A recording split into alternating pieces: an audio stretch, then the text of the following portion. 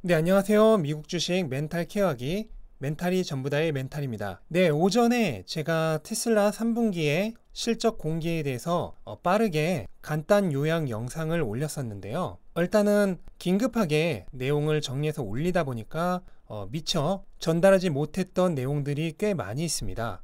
그래서 이번 영상에서는 조금 더 구체적으로 그리고 세밀하게 이번 테슬라의 3분기 실적을 파헤쳐 보려고 합니다. 네, 그래서 총 5가지 섹터로 나눠서 설명을 드릴 건데요. 첫 번째가 이번 테슬라의 3분기 실적을 자세하게 파헤쳐 볼 거고요. 두 번째가 테슬라가 제시한 미래 가이던스, 그리고 세 번째가 컨퍼런스 콜에서 이루어졌던 질의응답 내용 중 중요한 부분을 발췌해서 소개해 드릴 거고요. 그 다음 네 번째가 투자자 여러분들이 가장 궁금해하실 앞으로의 주가 흐름이 어떻게 될 것인가에 대해서 잠깐 다뤄볼 거고요. 그 다음 마지막은 원모띵이 있습니다. 네, 처음부터 끝까지 정말 소름 돋는 내용들 많이 있으니까요. 절대로 스킵하지 마시고 끝까지 봐주시기 바랍니다.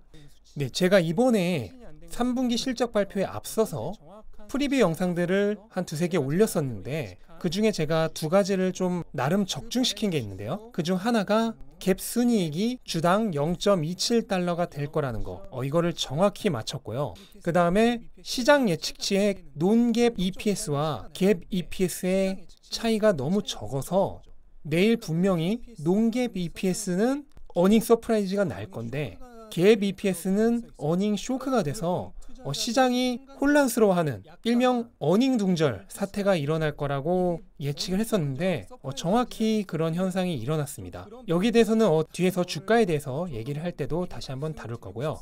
그래서 이제부터 본격적으로 3분기 실적에 대해서 자세히 파고 들어가 보도록 하겠습니다.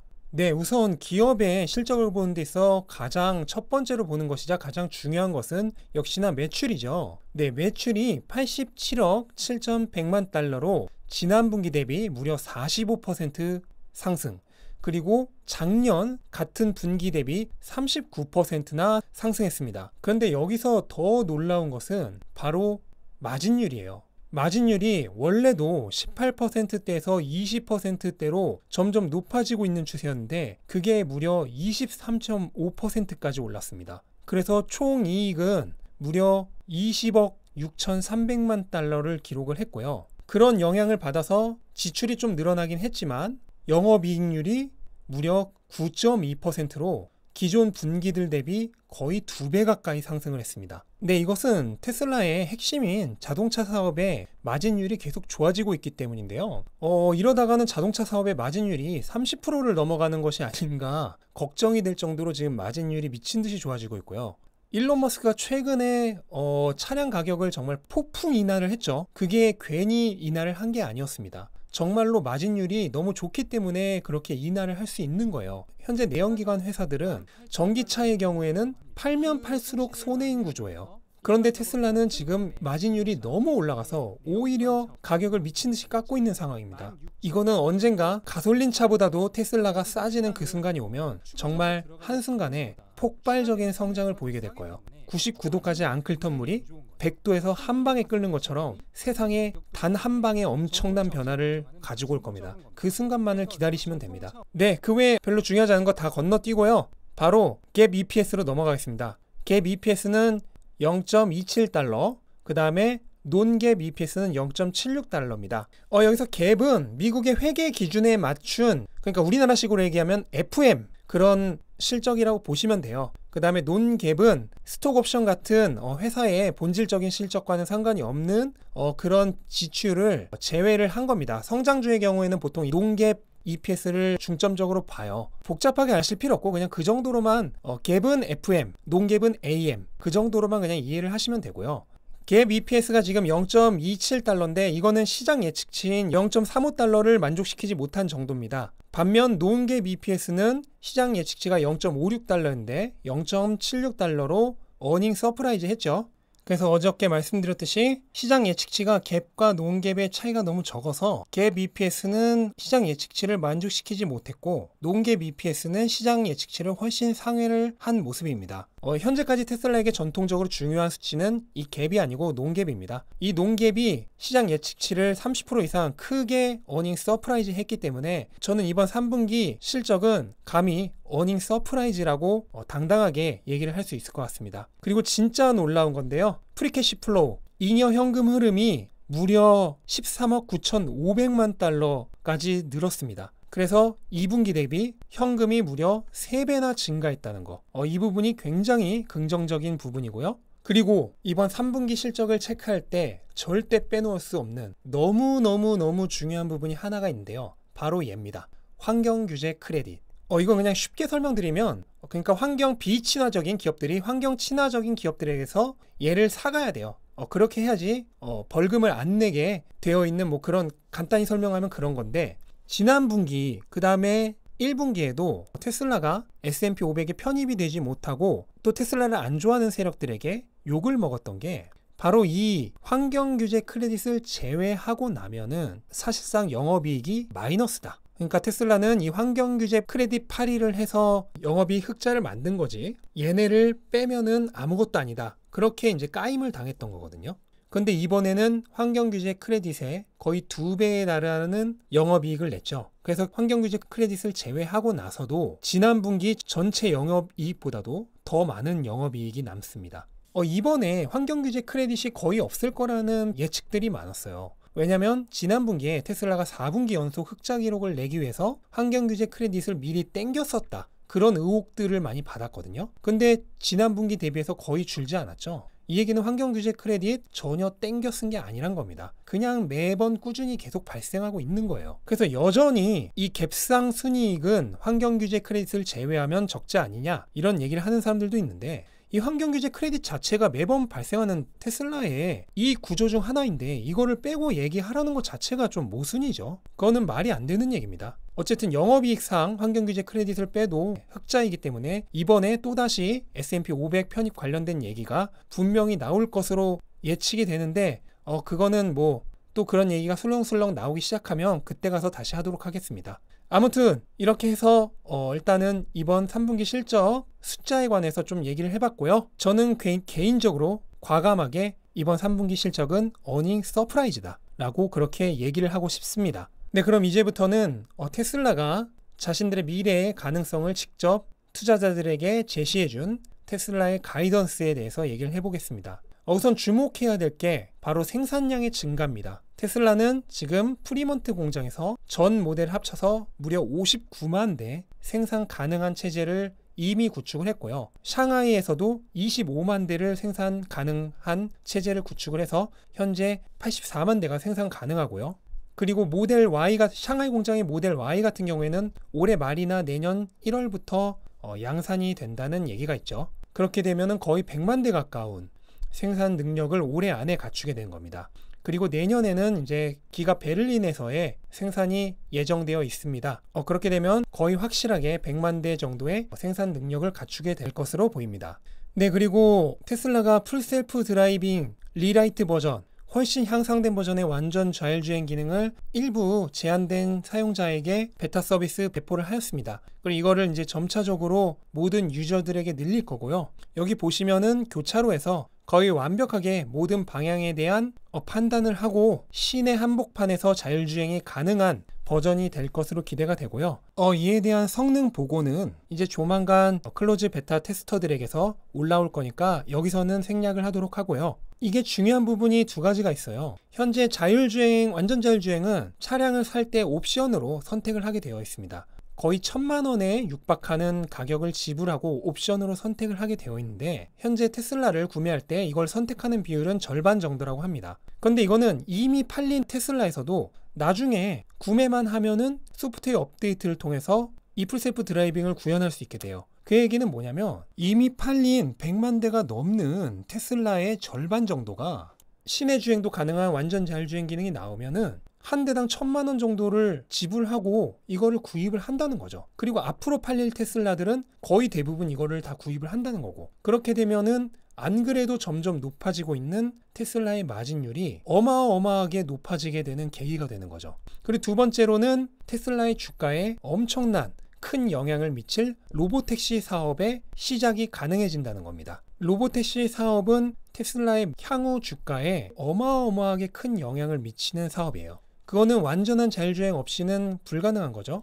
그런 의미에서 이번에 FSD의 리라이트 버전이 베타 테스트 시작한 거는 정말 엄청나게 중요한 부분이고요. 이게 향후 어떻게 진행되는지 테슬라의 투자자들이라면 가장 관심 있게 지켜봐야만 하는 그런 중요 안건입니다. 네, 그리고 마지막으로 지금은 별거 아니지만 나중에는 테슬라의 자동차 사업만큼이나 큰 돈을 벌어다 줄 테슬라의 에너지 사업부, 이것도 현재 착실히 성장을 지속하고 있고요. 이번 분기 같은 경우에는 1분기 대비해서 매출이 무려 2배나 성장했습니다. 반년 만에 2배나 컸다는 건 엄청난 거죠. 이 에너지 사업부는 나중에 테슬라의 자동차 사업만큼이나 많은 돈을 벌어다 줄 사업이니까요. 우리 투자자들도 이 사업의 성장세를 끊임없이 관심 있게 지켜봐야만 하겠습니다. 네, 그래서 마지막으로 올해 최종 가이던스, 테슬라의 올해 목표치였던 50만 대 판매를 그대로 유지했습니다. 이 얘기는 현재까지 32만 대를 판매한 테슬라가 4분기에 추가적으로 18만 대를 인도를 해서 50만 대를 달성하겠다는 겁니다. 그렇게 되면 테슬라의 4분기 인도 대수는 이번 분기 대비해서 약 30% 정도 더 증가를 하게 됩니다. 한 분기 만에 30% 증가, 정말 엄청난 거죠. 이 50만 대를 그대로 유지했다는 게 어떻게 보면은 이번 발표의 또 하나의 핵심 사항이라고 할 수 있겠습니다. 그러면 이제 컨퍼런스 콜에서 나왔던 내용 중에 좀 중요한 얘기를 발췌를 해서 소개를 드리도록 하겠습니다. 네, 우선 사이버 트럭인데요. 일단은 내년 말까지 예정대로 판매를 시작을 할 거라고 다시 한번 확인을 해 주었고, 그 다음에 이제 본격적인 양산은 2022년부터 시작이 될 거라고 얘기를 했습니다. 네, 그리고 이제 루머로 있었던 4680 배터리가 베를린에서 생산이 시작되자마자 적용이 될 것이냐라는 그 질문에 오피셜로 확인을 해 주었습니다. 그래서 내년부터 기가 베를린이 양산이 시작되면 여기서 만들어지는 아마도 모델 Y에는 4680 배터리가 탑재될 것이 거의 분명해 보입니다. 그리고 테슬라의 에너지 사업부에 대해서도 내년까지는 공급보다 수요가 더 많다. 그러니까 지금 자동차랑 마찬가지인 상황입니다. 공급이 안 돼서 수요를 만족시키지 못하는 그런 상황이 에너지 사업부에서도 계속되고 있다. 그러니까 에너지 사업부도 뭐 지금 만들면 만드는 대로 매출이 올라간다는 얘기입니다. 네, 그래서 이렇게 컨퍼런스 콜에서 나왔던 중요한 얘기들까지 정리를 해봤고요. 실은 이것들보다 훨씬 중요한 얘기가 하나 더 있었는데 그거는 너무 중요하다 보니까 영상 마지막에서 소개를 시켜드리도록 하겠습니다. 네, 그럼 이제 여러분들이 정말 궁금해 하실 만한 거는 주가의 흐름이잖아요. 앞으로 주가의 흐름이 어떻게 될까? 일단은 테슬라는 오늘 애프터장을 3.23% 상승으로 마쳤습니다. 근데 이거 조금 뭔가 미적지근하죠? 아까 제가 그렇게 어닝 서프라이즈라고 호언장담한 거에 비해서는 3% 상승은 뭐 평상시에도 그냥 밥 먹듯이 하는 건데 이 정도면 조금 미적지근하지 않을까 그렇게 생각하시는 분들이 많을 텐데요.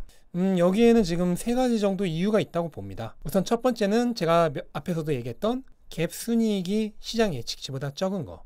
이 부분이 이제 보수적인 투자자들에게는 섣불리 투자를 하기 어렵게 만드는 부분이고, 그 다음에 두 번째는 기존에 당한 게 너무 많아요. 지난 1분기에서도 실적 발표 후에 엄청난 어닝 서프라이즈를 했지만 그 다음날과 또 다음날 이틀 연속 내일이 빠졌습니다. 그리고 2분기에서도 마찬가지죠. 엄청난 어닝 서프라이즈를 했지만 다음날과 다다음날까지 빠졌습니다. 그러니까 이번 3분기도 분명히 실적은 좋은 것 같긴 한데 너무 불안한 거죠. 지난 1분기, 2분기에 전례가 있으니까. 그러니까 그런 부분 때문에 사람들이 섣불리 움직이지 못하지 않았나 그렇게 생각을 하고요. 또 여기에는 그만큼 이제 단타 세력들이 좀 많이 빠져나갔다. 그런 긍정적인 면도 있는 것 같습니다. 그리고 세 번째로는 여전히 퍼 장인들에게는 테슬라는 비싸다. 왜냐면 이번 분기 농갭 EPS인 0.76달러로 만약 이걸 그냥 곱하기 4 해서 이게 1년치 EPS라고 가정을 하고 계산을 해도 현재 주가는 뭐 PER이 거의 한 130배가 넘어요. 그러니까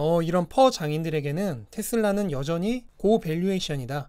그런 부분이 이제 어닝 서프라이즈에도 불구하고 애프터장에서 3% 정도밖에 상승하지 못한 이유가 아닌가 생각을 해보고요. 기관들의 목표 주가 상향이 이루어져야지만 그때서야 이제 주가에 어느 정도 반영이 될 것 같습니다. 그 전에는 주가에 그렇게 뭐 드라마틱하게 이게 반영이 될 거라고 생각은 하지 않아요. 근데 아시겠지만 기관들은 테슬라를 기본적으로 자동차 업체로 보기 때문에 이게 목표 주가에 반영되는데 어느 정도 시간이 필요할 겁니다. 그래서 저는 이번 3분기 실적은 분명 어닝 서프라이즈지만 그렇게 주가가 뭐 단기간에 드라마틱하게 오를 거라 생각하지 않는다. 그리고 오히려 이전 1, 2분기처럼 빠질 수도 있다. 그렇기 때문에 불안하신 분들은 여전히 한 번에 사지 마시고 나눠서 사라. 저는 그 얘기를 계속해서 드리고 싶습니다. 그리고 제 방송 많이 보신 분들은 아시겠지만 확신이 있으신 분들은 그냥 돈 있을 때마다 사면 되는 거고요. 단기적인 주가의 변화는 이건 도저히 예측할 수가 없어요. 그러니까 불안하신 분들은 무조건 나눠서 매수를 하라.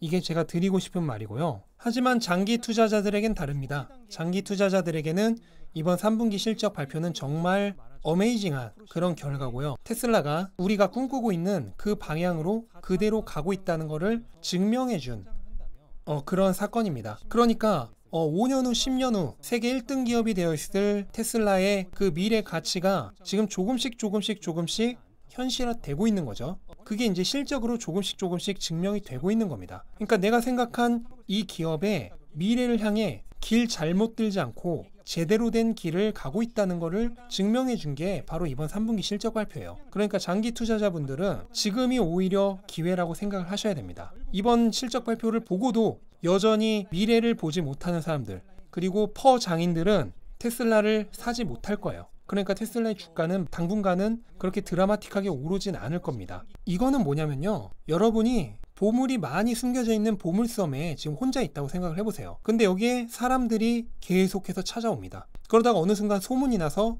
엄청나게 많은 사람들이 찾아오겠죠. 그럼 어떻게 해야 될까요? 그렇게 되기 전까지 최대한 많은 보물을 찾아내서 챙겨야겠죠. 테슬라가 미래의 1등 기업이 될 거란 게 모든 사람들의 눈에 확실하게 보이기 시작하면 그때는 주가는 어마무시하게 오를 겁니다. 그럼 미리 사두지 못한 사람은 그때 가서 살 수가 없어요. 더 너무 비싸지니까. 아직 쌀 때, 기회를 줄 때 오히려 빨리 주가 안 올라줘서 고맙다고 생각하고 더 많이 사야 되는 겁니다. 아까 그 보물섬에 있다고 치면 사람들이 몰려들기 전에 하나라도 더 많은 보물을 챙겨놔야 되는 거예요.